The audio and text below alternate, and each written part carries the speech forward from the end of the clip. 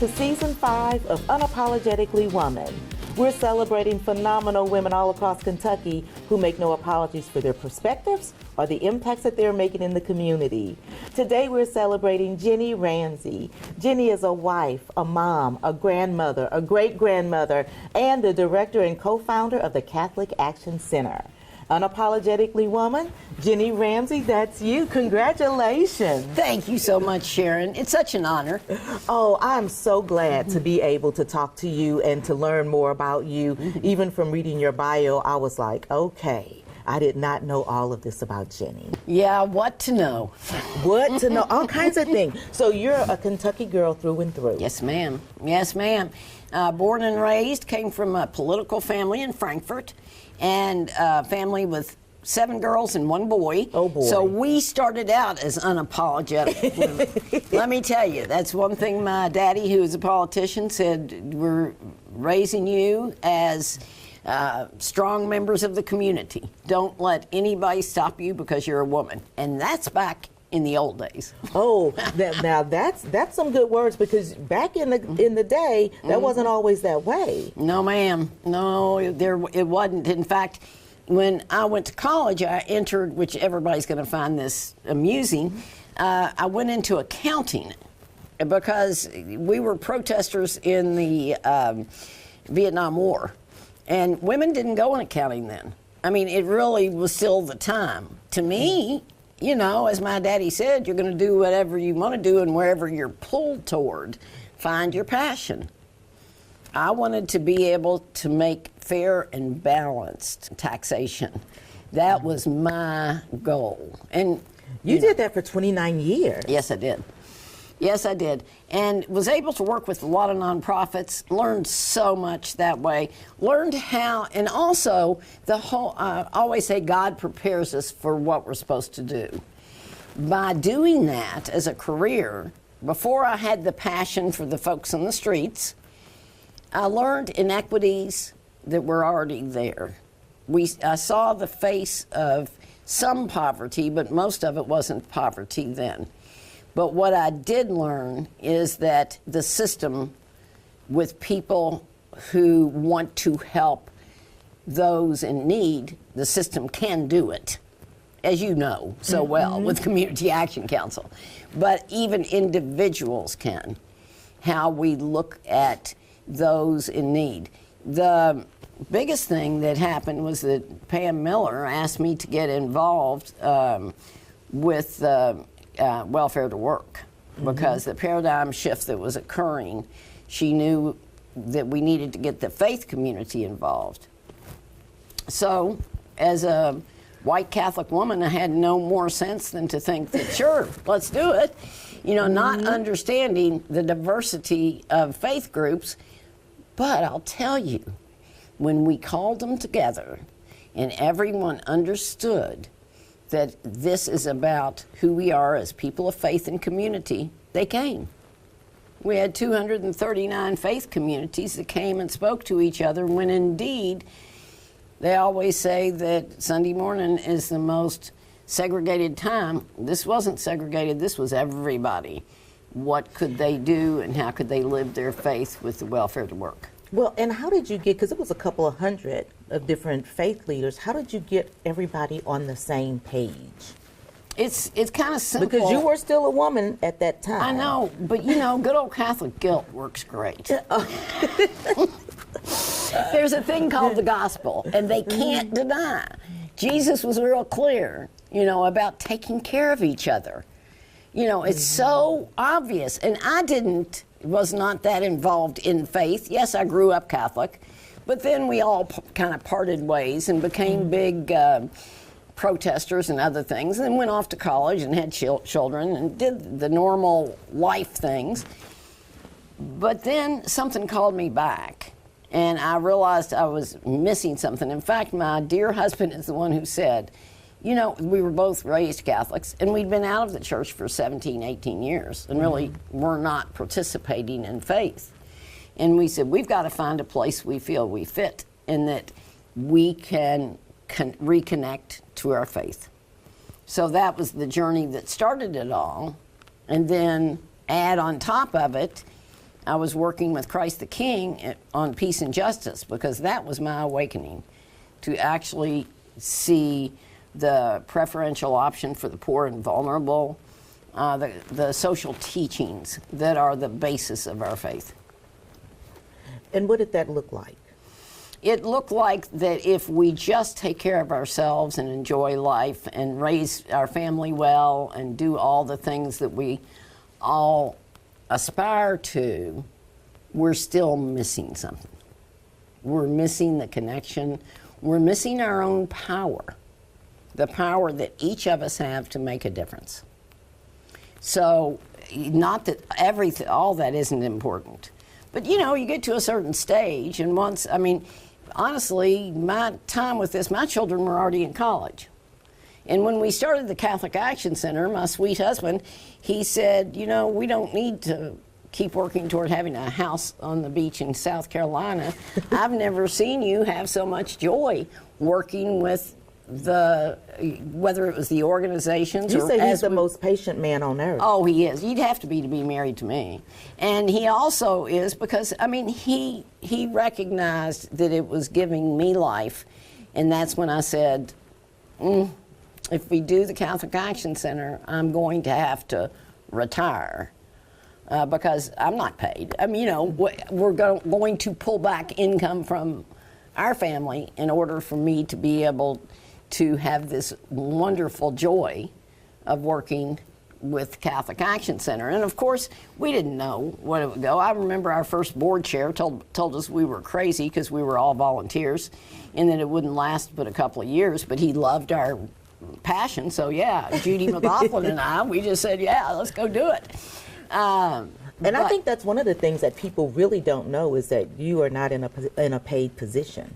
Well, I am paid every day by the grace and strength. There is nothing that gives me more joy, And really, like I said, Sharon, after this, I'm not that terribly old. I'm not young. But at that point, I could spend the next 10 years, 15 years in my career, or I could just have the most joy-filled life, which is what my husband recognized and said, go for it. So Judy McLaughlin was getting ready to retire from, it was then Lexington Community College, as a professor. And she said, I want to do what you're doing. Let's do it. So we, bought a little building down at 5th and Chestnut. We wanted to be right in the center of where poverty would be, because it was the lowest income, highest crime, lowest education. You wanted to be intentional about where you were. We had to be. It would be great if we weren't, but we wanted to be able to offer, we wanted to meet the people. We wanted the people to be able to walk in and feel that there are people who were sitting there waiting for them to do what we could together. So, of course, that's when Bluegrass Aspendale was still there. So one Sunday morning, basically, we found the person who owned this building, which was a church, and gave him a $500 personal check and said, if you'll hold this, we will hold it. Don't cash the check. Don't cash it for a couple of days. But if you will let us pay utilities and insurance on it for 6 months, then we will give you your purchase price, which was $75,000. But back in 1999, that was still, I couldn't. Judy and I said, are we crazy? And I said, yeah, we are. But it was a church, and so we knew that we had the right to practice our faith out of it. Therefore, we weren't going to have zoning problems about feeding the hungry and having gatherings. At least that's what we thought. So. I have a feeling that there's not anything that you are going to let stop you from doing the work. Well, you know how it is, Sharon. You know exactly. When we see and know and realize it's what is the right thing to do, not for us, but for the people, you can't say no. It's bigger than us. It's bigger than us. It's not us. And it definitely isn't us. I always will say the Catholic Action Center, yeah, Judy and I were the ones putting our necks out, and we got all kinds of folks with us and moved forward. And it was an amazing journey. But we really believed when we were opening this, based on the Catholic worker movement, that we would probably be able to solve everything in 5 years and go home and be retired and do whatever. We didn't, we thought we were going to be open 8 to 5. We did not realize that's not the way it works. It's not the way it works. And when the people began walking in and sharing their story, and we walked with them, we saw the connections. And that's another part, is that we were bringing a little bit of a different world in there. We knew that our networks could help raise them up out of their abject poverty and their fear and their depression and their loneliness. We knew that we got this here, so all we need to do is share a little. Just share a little. So I'd like to see what your husband says when you go home, because you guys have been married for 55 years. Yep. And you go home and you say, I'm going to do all of this, and I have faith that the Lord is going to provide for us to do this. What does he say? Go for it. Go on. Yeah, he knew, and he said, he knew all along. But because he saw what it gave me. That was the point. That's one thing I love so much about him. He wants the people help, but he said, I've never seen you live in such joy. Professionally you did these things, and we were all in, I grew up in a political family, and we would do all kinds of crazy things that a lot of people would consider aren't those neat experiences. But there's nothing like understanding your passion and being able to follow it. And there's nothing like the recognition that all of us are just human beings. None of us are any, and that's one thing I've always said at the center, and as we've gone through the different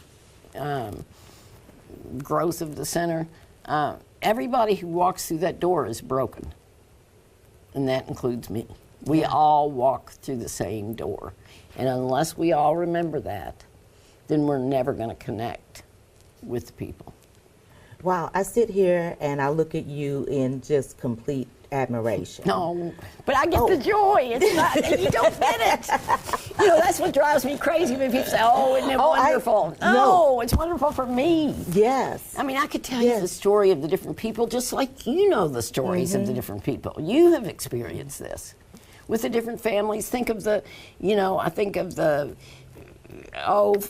I can go on and on. I don't know if I should use names, but, a lot of people knew James. He was one of the people who walked around town all the time. Well, he would come to the Catholic Action Center and feel like it was the only place he could be and be safe. That wasn't necessarily true, but we ended up with him in housing. We ended up, until the day he died, he had a safe place and he knew it. We all know William Earl, who was we had him in housing, our James Brown. He, by the way, just passed away a few months ago.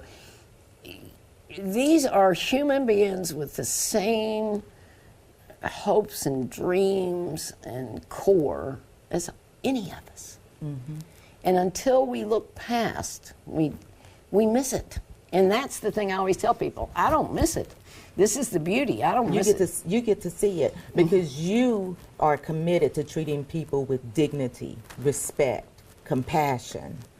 Now, can we solve all their problems? Not necessarily. No. We can send them to places. I can send them to community action every day. We can send them for mental health. And there at the Catholic Action Center, we've been so blessed to have Mountain Comp and Health First in our building. That's what we wanted, a little village. But that doesn't, sending someone someplace doesn't mean it's going to cure. What really, I think, is the bottom line, and what I've kind of learned in my many years on this earth, is that, the connection of people and love makes the difference. That Beatles song, All You Need Is Love, pretty true. I believe it. I believe it because, listen, there is nobody more passionate than you about the work that has to be done. Even before the show started, we were catching up on all of the things that were happening, because of the snow and the ice storm. And so, that for you to do that and for me to be able to honor you in this way, by helping you tell your story, it's phenomenal to me. Well, It's pretty special. Thank you. But when you're not working and, surprising your husband with these things that you're going to come home and tell him, you like to cheer on the UK Wildcats. Oh, my goodness. And tonight we've got a game. Yes. I mean, I have a sister who often says, we all grew up Cat fans, though. I mean, as a child, Adolph Rupp was a good friend of our family. Mm-hmm. Okay, so we would go sit in the front row, and we would go sit in the front row in the football stadium, the old Stoll Field. That was just part of our life. That was, UK sports. But now, it's just so wonderful. In some ways, my sister was saying this to me the other day. She said, you know what? You get so excited about the UK basketball. I think you're using it to just turn off all the other worries in life. I said, well, maybe so. Maybe so, but that's a good thing. It's a good thing. Yeah, that's a good thing to help turn it off some. Oh, we need it, and we need it, and it's just fun. I mean, I go through the years and years. Like I said, I used to, definitely was there in the last game in Memorial Coliseum, but was there many, many years before that. And my father was a big supporter, and so because of that, he, since 1934, had season tickets. Oh, to have season tickets. Well, I do. And that's because his legacy. Aha. So we were able to, we've got fabulous tickets now. Do we use them now? Hell no. Pardon me. We've got the window of the world watching it on TV, but ever so often we'll go to a game. But it is not, the ability to, that connection, it's part of my childhood, the connection with the UK Wildcats. Wow. Yeah. Listen, we could sit here forever, but I'm going to kick it to you for the last word. For young women that may be looking at you and thinking, gosh, I'd like to do something like that someday, what kind of advice would you give them? The only advice I give people is don't be afraid. Just, and I started in this world a little later than most, so I already had a basis. But I would say don't be afraid. Follow your passion, follow your dream, and don't take no for an answer if you know that yes is the answer it should be. Good to be with you today. Good to be with you, Sharon. You guys continue to watch as we celebrate other phenomenal women just like Ginny, who are making real changes in our community. We'll talk to you soon.